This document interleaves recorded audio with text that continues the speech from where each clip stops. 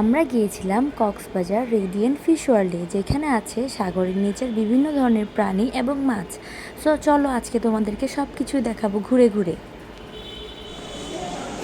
Wow এটা সেই ভয় লাগে আমার। আমি তো কিছু না। আমি তো দিকে ছিল।